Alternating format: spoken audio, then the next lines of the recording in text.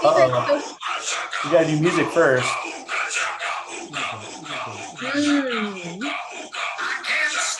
This feeling deep inside of me.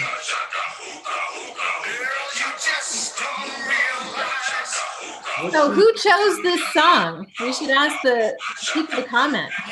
Yeah, what is this song? Do you know? So who is this? Who sings this? It's like a movie. It's a movie song. I think we know who picked this one. I'm high on believing that you're in love. Like a lasso. Okay. Oh my gosh. Awesome. There was a TV show a long time ago called Ally McBeal.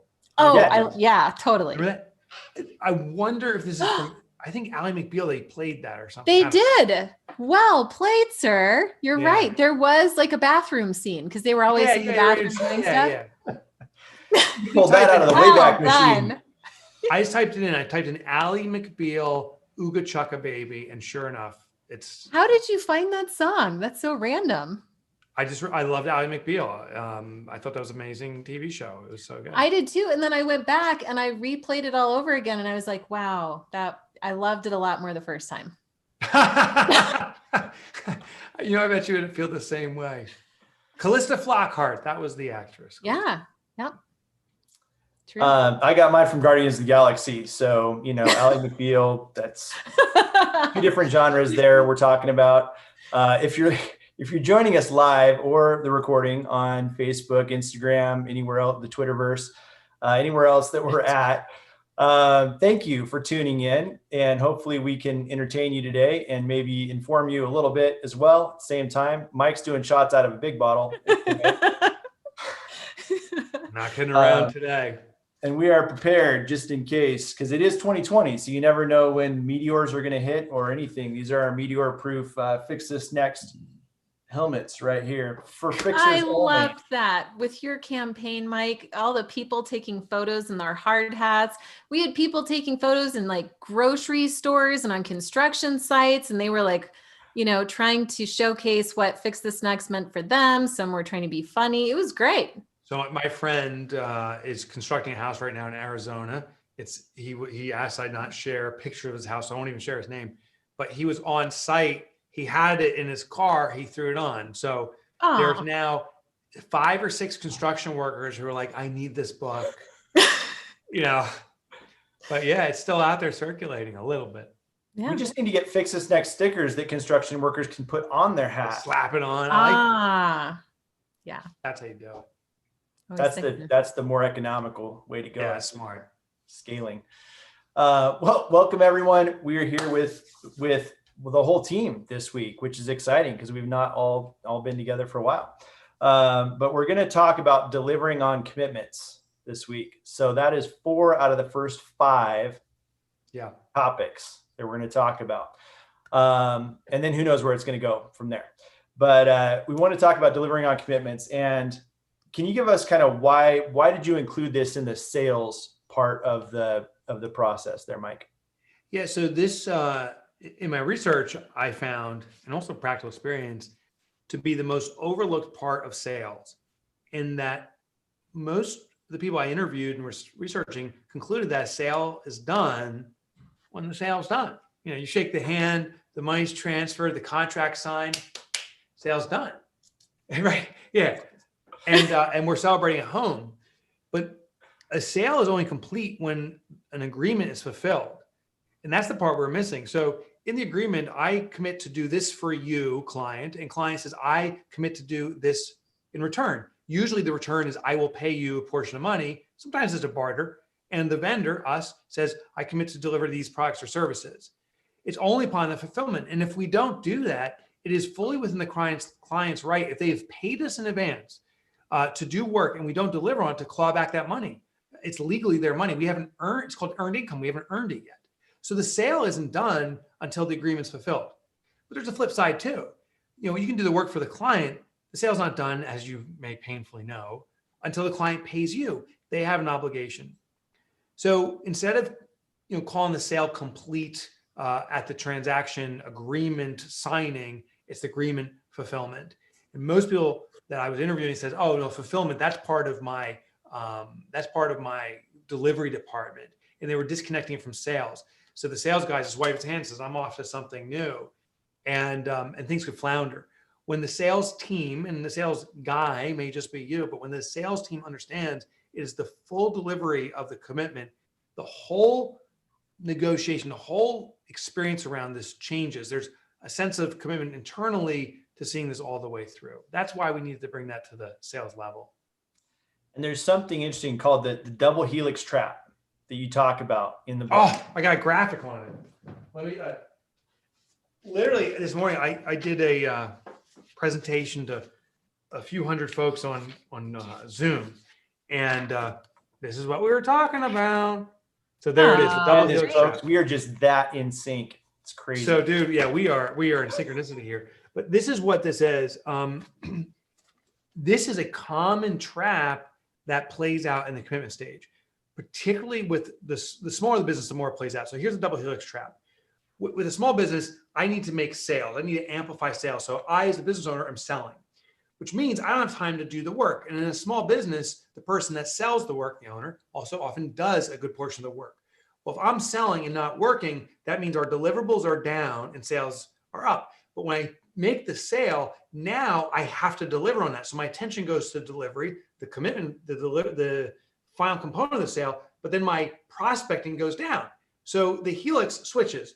Then with no sales activity in the deliveries, my focus, well, at a certain point, I fulfill my obligations and now there's less delivery. And I'm like, oh my gosh, I need to sell. And it goes back up. So it starts this thing called the double helix trap. It is probably one of the primary reasons most businesses never get past 3 employees, never surpass 500,000 in revenue. Maybe they hit that $1 million glass ceiling, but it's around there. Like, I can't grow anymore. Double helix trap. Question is, of course, how do you get out of it? So in this little graphic here, the first element, this is the double helix of switching between sales and delivery of the owner. The second graphic is the way out, and you'll see how we normalize it. Typically, we start with, it should be delivery. Yeah, here's the delivery. It starts here.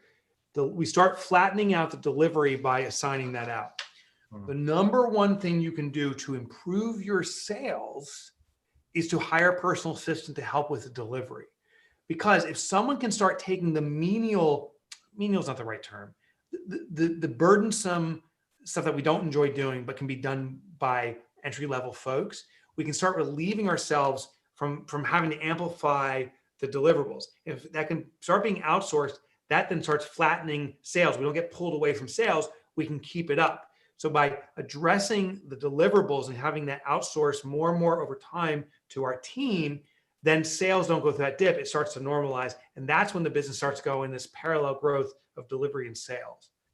That's I the love double it. helix trap. And double helix trap sounds so much sexier and more sophisticated than this. But I've also heard it a lot as the realtor roller coaster, where you sell a house and then you deliver on the house, and they sell the house and you deliver. Right. And every 3 months they're like, oh shoot, I'm not getting a paycheck anymore. I better go sell. And then they take 2 months to go, work on selling the house. So realtors and loan officers are especially notorious for this. And it's been a systemic issue for a long time. And you're absolutely right. You got to hire people to support the work that needs to be done on the back end. And don't outsell your support. Right. Yeah. And I think we have to realize sales is a very sophisticated, difficult thing to do because it requires intimate knowledge with the operations of the business. It requires a certain degree of energy, enthusiasm about the work you do, which an owner has, but an employee coming on board doesn't get that and can't transfer that energy. Those components are very hard to replicate. So it's funny, I meet business owners, as one of them, who says, I need a rainmaker. I just need someone to make it rain. I'm going to hire that great sales guy. I've never had success hiring anyone that can outsell me, not because I'm a great salesperson, but I have such a love for my business, such a passion for my business that is probably the best sales mechanism. Therefore, it's much harder to hire a great salesperson than it is to hire people that are the great doers. And that's why, because sales is sophisticated, get the doers in doing the work and amplify your sales. But ultimately, as a business really starts to scale, you have to bring in a sales team. But I will tell you this, even companies the size of Amazon, Jeff Bezos is still selling. He's not selling you that trinket on the web. He's not saying, hey, buy and fix this next. Would you know? He runs and packages it. But he is selling a city on where Amazon's next going to set up their facilities. He is doing the multi-hundred million or billion-dollar deals. So as a business grows, the CEO, the owner of the business, inevitably is still involved in the highest level sales transactions. I really appreciate that you said we should start with the delivery and outsourcing that, because business owners have no idea what to do next, which is why this book is so awesome. But it makes sense to outsource the delivery piece. And I just want to remind business owners that when you have that assistant doing some of the more general work that they can help you with, ask them to document what they're doing while they do it, so that if that person ever needs to get replaced, then you don't have to feel like you're starting from scratch all over again. Because I know in the past, when I started delegating, I thought, but what happens if that person doesn't make it or quits or leaves or whatever, and then I'm screwed.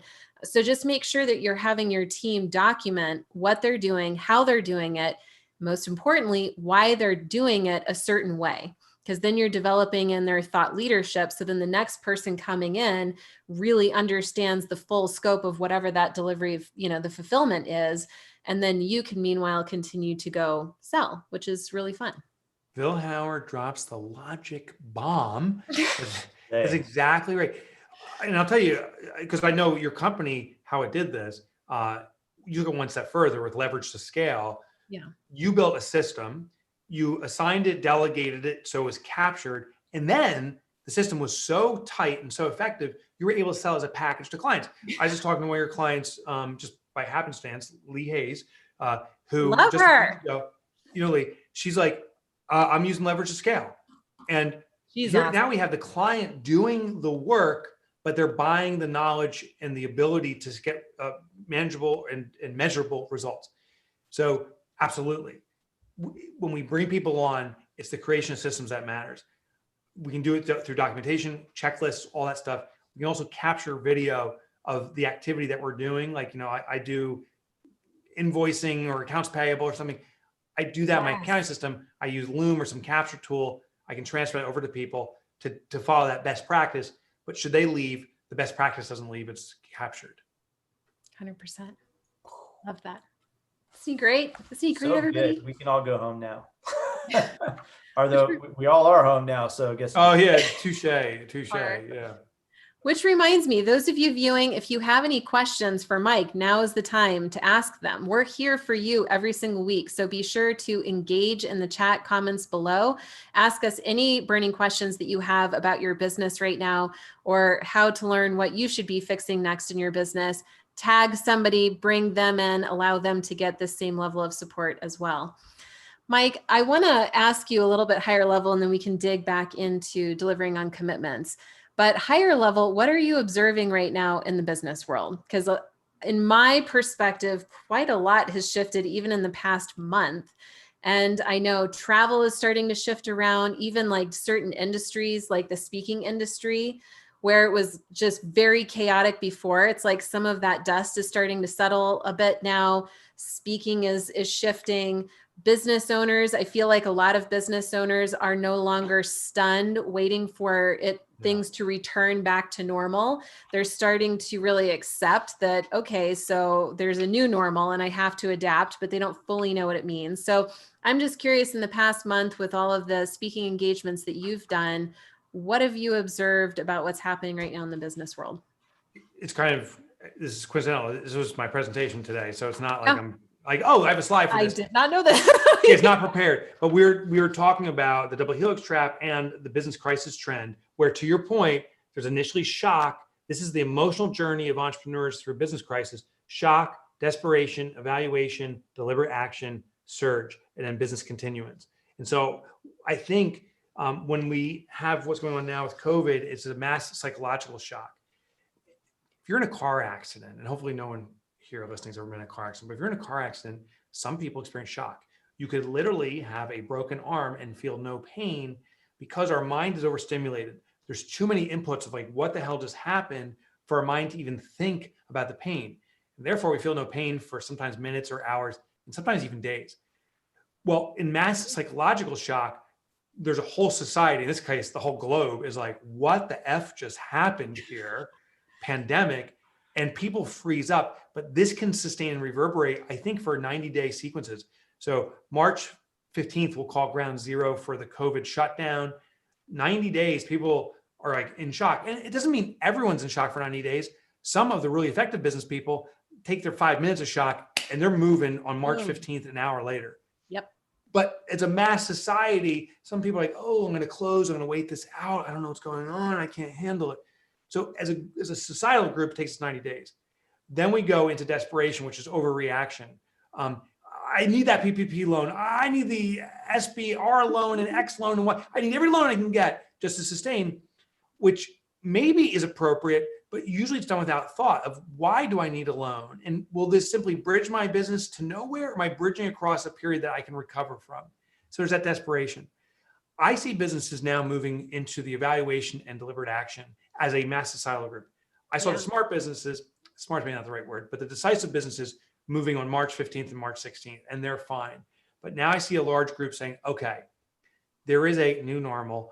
It's not a new business normal. It's a new demand expectation. I know I've been traveling. Amber, you've been traveling. God, you know, love that.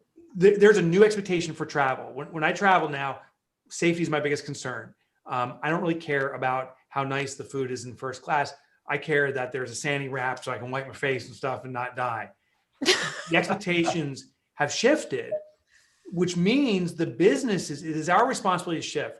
The smartest businesses right now are asking their clients repeatedly, how can we serve you now? Because how we served you a week ago or a month ago may be different. Maybe you have a different expectation when you fly the next time. Maybe you're not going to be as safety conscious and more focused on comfort conscious. I don't know. But if we don't ask, we don't find out. That's what I see businesses doing now. The smart ones are asking regularly through surveys, through queries, and authentically. They're not just like sending out this blast, like, how can we serve you, not responding to it. Right. They're responding to it. So I have to bring this up next. Sorry, Isaac, because I've been asking a lot here. But in the book, you say no news is still news. And I want you to talk about this because, you know, everybody's heard no news is good news, right? Just don't ask. Everything's fine. Tell us more about what you mean. So I am, this may be 10 or 15 years out. I'm working on a book on customer service. And the essence of my findings so far is that no news is still news. Meaning when we have nothing to report to our customer, they are still hearing something about what's going on. Not from us, but in their own mind. They're going, you know, I haven't heard. I bought something from Etsy. Here's an example. I bought something for Etsy and I bought the item and I never heard from the guy again. So what did I conclude? He stole the money. He shut the business down. He doesn't care. He's overwhelmed. I can't get a refund. Now I got to file a complaint. So I ping him, doesn't respond. Ping him like, hey, what's going on? I sent one last email saying, hey, give me the status, or maybe it's best I just cancel this order. He's like, oh, no. I've been working on it for the last 2 weeks. Here's the picture of it. And it was done. He was working on a 2 week. Wow. He got done in 2 weeks. And I was about to finish doing business with him just because I didn't hear. The better way of communicating is when you have no news to report, meaning you're just working on something, you're meeting expectations, you still have to communicate. Even better, he said, hey, I know we said we're targeting 2 weeks out. I just want to tell you I'm a few days in, I bought the materials. Maybe a week later, hey, I know we're still about a week out from delivering it. I already started painting it. And then reaching out again. That regular communication stymies me, the customer, from going to the negative. That's why no news is still news. Amber literally just reminded me of this morning. So very timely. And I think the reciprocal is true too. If we're not hearing from our clients, that's still telling us something. Yes. Oh yeah. If they go silent. Yeah. Yeah. We can't assume that it's going well. Like we should regularly check in and see what they think of the experience and how we can improve. For sure. And it's our responsibility. Listen, we're the ones who suffer the consequence. If we don't hear from the client and we don't activate the communication and the client goes away, we're the one who's losing. If the client has a way for us to improve and we don't take action on it, we're the one who's losing. If the customer is satisfied or thrilled and we don't communicate to them, we're still losing. That's a testimonial opportunity. That's an upsell opportunity. The communication's on us. Man, I actually think that it's best practice to over communicate, because especially think about this time that we're in. People are overwhelmed, they're inundated, they're homeschooling, they're dealing with marital stuff and what's going to happen to my business and the employees. And what happens is we are so saturated with information that we forget. And time, our sense of time is completely off. We don't know if something happened a week ago or a month ago. Like that intuition is just off right now. So if anything, as a service-based business, we've been overly communicating. Like we don't ask that the client respond necessarily. It's just, hey, wanted to let you know where we are with your project. We so appreciate working with you. If there's anything that we can do to make this experience better for you, please let us know. Yes. And to your point too, about word of mouth and referrals and all of that, people are talking now more than ever before. They're giving reviews now more than ever before. And so what do you want people saying about you? Because those ratings and reviews are the future of your business. Absolutely. So the way that people experience you as a company, but also each individual inside of your organization is so critical. So think about all of the contact points of communication within a customer's journey. And is it consistent? Are all of your team members in the same page, rowing in the same direction? Like these are all really important things when it comes to fulfillment. I love the idea of if you're going to pick between under communicate and over communicate, it's got to be over communicate. And I want to add also, but don't overwhelm, because overwhelm can revert to them to ignoring. It's just too much. Yeah. So, and I've seen companies execute this so well. They say, here's the 15 points of data we have. Here's the 2 sentences that explain where you are. Things are green. We are good. One little red flag. If you want the details, go down. But to your point, actively over communicating, meaning they're just communicating frequently to be in front of the customer, and the customer now can throttle the amount of information they need to absorb. Awesome. I love this conversation. Yeah, we only have a few minutes left. This has gone fast. But oh my gosh, I had no idea. Mike was talking about traveling. I was thinking that, it would be really awkward if he did die traveling, because it is called Mondays with Mike. So we're replaceable, but we would have to find another Mike. And I'm not There's a lot of Mikes out there, apparently. There's a lot of Mikes. All right. So if there are any questions from the audience, Janelle can let us know, and we can also follow up later in the Facebook group. But there were some really good points today. So if you just have a business story, thanks, Adnan. I saw that Adnan just commented on our link. If you guys have any thoughts about your own story about where you were doing the roller coaster, the double helix, or if you have successfully put a redundancy program in place where people who are training are copying down what they're doing so that there's redundancy there in their job, and they can pass on that institutional knowledge. Let us know. We'd love to hear some examples of that. So, all right, we got like 3 minutes left. Any closing thoughts or ideas before we have to jet for the week? I have a question for Mike. Yeah, lay it on me. But first, I'm going to be totally inappropriate and congratulate our mutual friend, Darius Mershazadeh, for hitting #1 on Amazon. It is his launch week. And he just hit #1 literally right before we went live. So I thought that, he is past guest of Fix This Next Live. So really, really proud of him. Look at that. Look at that. There it is. That's nice, Isaac. In for that. But Mike, what? Were you going to say something? I was going to say, I got enough for my own personal clients and a couple extras. So let's do a book giveaway. Let's do one of these, because everybody has Fix This Next probably already watched the show. So if you comment the greatness machine, because that's the name, the core value equation would be too easy. Comment the greatness machine, because that's Darius's live stream show that he does. So comment the greatness machine in our comments, and we'll reach out to you and give you a copy of the book. And man, this book it's like nice. Have you been on Darius's show, Mike? I've not been on his show. I've experienced the show with the Tulip Media and all those folks there. I'll tell you this: getting a #1 new release on Amazon ain't easy. 10 years ago it was still easy. Not easy. That indicates this is a must-get book. He's doing well, climbing the ranks. Yeah. Really exciting stuff. So Mike, looking at your calendar ahead, which I'm sure is bananas this week, but I'm curious, like, what are you excited about in the week ahead? I want to get into Mike's brain a little bit. Like, where do you go to find out what's happening in the world or to get inspiration? Who are you following? What are you excited about right now? So a few things that are kind of early stage. A major celebrity, again, a major TV celebrity in the entrepreneurial space has a business that's reached out to us and wants to talk how we can be complementary to each other. So I'm taking a trip out to Utah to do that. It's not me, people. Just stop. I also I'm working on my new book. So every morning I'm cranking on that. The working title is Different is Better. And we rolled out the first chapter to the publisher, to a couple early readers for a specific reason. And it's the feedback I want to get. So I think we're on to something. Oh my gosh. To understand marketing at a aspect where it drives behavior and how we can actually control the behavior of others, not manipulatively, but persuasively. I think we got the formula. It's very simple, very effective. We're testing it. I'm excited about this book. It's going to be, I think it has big potential. Oh my gosh. I literally cannot wait.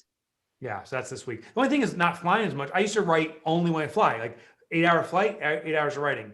Now I got to do it. I got to find an 8-hour window at the office or at home. It's tough working from much home. easier to be drinking a beer and watching football. So it's tough. I agree. I'm trying to find, like, even carve a space every day to write my book. And it's hard because there are other things vying for your attention. Exactly. Oh my gosh. Well, let us know when you crack the code so that we can all model your plan. Used to be airplanes. I got to find a new code.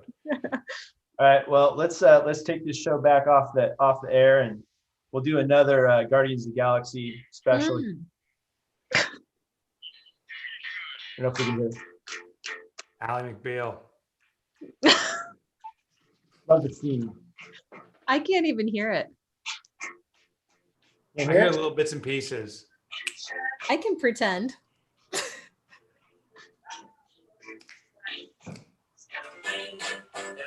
All right, folks. Have a great week. See you next week.